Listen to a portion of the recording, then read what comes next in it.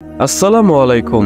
মুসাফির মিশন চ্যানেলের আরো একটি নতুন ভিডিওতে আপনাদের সবাইকে স্বাগতম। পবিত্র নগরী মক্কাতে 570 খ্রিস্টাব্দের সময়টি ছিল অন্ধকারের যুগ।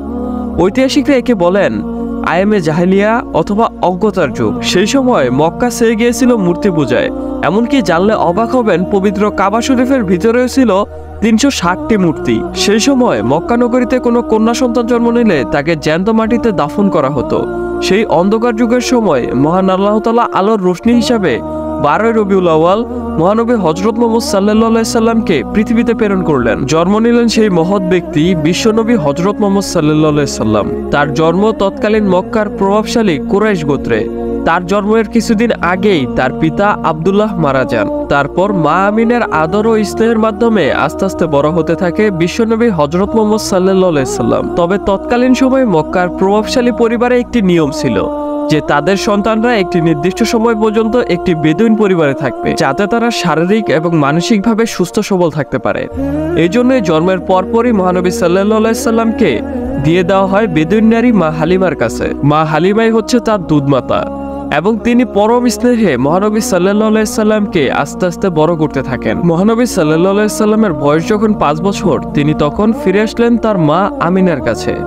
কিন্তু তিনি ফিরে আসার মাত্র 1 বছরের মাথায় হারালেন তার মাতা আমিনাকে। বাবা মা হারা সন্তান মহানবী সাল্লাল্লাহু আলাইহি সাল্লামকে পরবর্তীতে তার দাদা পরম আদর ও স্নেহে বড় করতে থাকেন।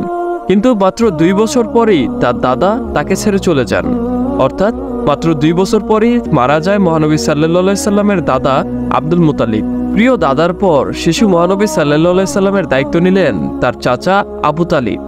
আবু তালিব এবং তার স্ত্রী ফাতিমা তাকে নিজের সন্তানের মতো লালন পালন করতে লাগলেন। ছোটবেলা থেকেই মহানবী সাল্লাল্লাহু আলাইহি সাল্লামের পরিবারের লোকজন এবং তার আশেপাশের লোকজন লক্ষ্য করলেন মহানবী সাল্লাল্লাহু আলাইহি সাল্লামের অসাধারণ চারিত্রিক বৈশিষ্ট্য। নির্ভীক, সৎ, কঠোর পরিশ্রমী এবং ওয়াদা পালনকারী।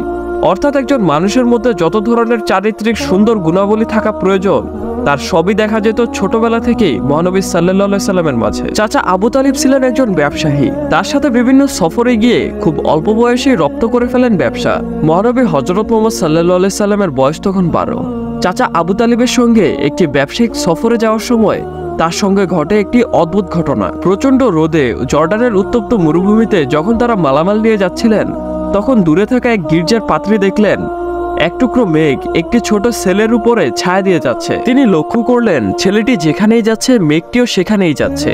তিনি আরো ভালো করে দেখার জন্য আরো কাছে গেলেন এবং তখন মহানবী সাল্লাল্লাহু আলাইহি সাল্লাম এবং তার চাচা মরুভূমিতে বিশ্রাম করার জন্য একটি মৃতপ্রায় গাছের কাছে গিয়ে বসলেন এবং তিনি বসার সাথে সাথেই গাছটি আল্লাহর কুদরতে সবুজ পাতায় ভরে উঠল। কিন্তু অবাক করা বিষয় হলো এটি যে আপনারা হয়তোবা অনেকেই জানেন, জর্ডানের উত্তপ্ত মরুভূমিতে এখনো একই অবস্থায় সেই গাছটি 1400 বছর পরও সবুজ অবস্থায় রয়েছে। এই গাছটিকে বলা হয় সাহাবী গাছ। এসব দেখে পাদ্রী ছুটে এলেন আবু তালিবের কাছে এবং জিজ্ঞেস করলেন, কে এই শিশু, এর বাবা মা কে? তখন আবু তালিব বললেন, আমি এই শিশুর বাবা।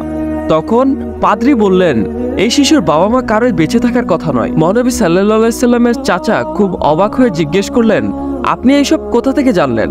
তখন সেই পাদ্রী বলল, ইনি হচ্ছেন সৃষ্টিকর্তার পাঠানো শেষ নবী। ওনার আগমনের বার্তা রয়েছে বাইবেলেও। আপনি ওনার দিকে খেয়াল রাখবেন এবং এনাকে সকল ধরনের বিপদ থেকে রক্ষা করুন, কারণ ওনার অনেক শত্রু হবে। মহানবী সাল্লাল্লাহু আলাইহি সাল্লামের চাচা আবু তালিব সেই পাদ্রীর কথা রেখেছিলেন। তার মৃত্যুর আগ সময় পর্যন্ত তিনি মহানবী সাল্লাল্লাহু আলাইহি সাল্লামকে আদর স্নেহে বড় করে গিয়েছেন এবং সকল ধরনের বিপদ থেকে রক্ষা করেছেন। যদিও তিনি কখনো ইসলাম গ্রহণ করেননি, তবুও তিনি যতদিন বেঁচে ছিলেন মহানবী সাল্লাল্লাহু আলাইহি সাল্লামের মাথার উপর ছাতার মতো দাঁড়িয়েছিলেন। প্রিয় বন্ধুরা, মহানবী সাল্লাল্লাহু আলাইহি সাল্লামের জীবনী অনেক বড়, যার কারণে তার জীবনীকে বেশ কয়েক পর্বে ভাগ করা হয়েছে। এটা হচ্ছে তার প্রথম পর্ব। পরবর্তী পর্ব দেখার জন্য আমাদের ইউটিউব চ্যানেলটি সাবস্ক্রাইব অথবা ফেসবুক পেজটি ফলো দিয়ে আমাদের পাশেই থাকবেন। আল্লাহ হাফেজ।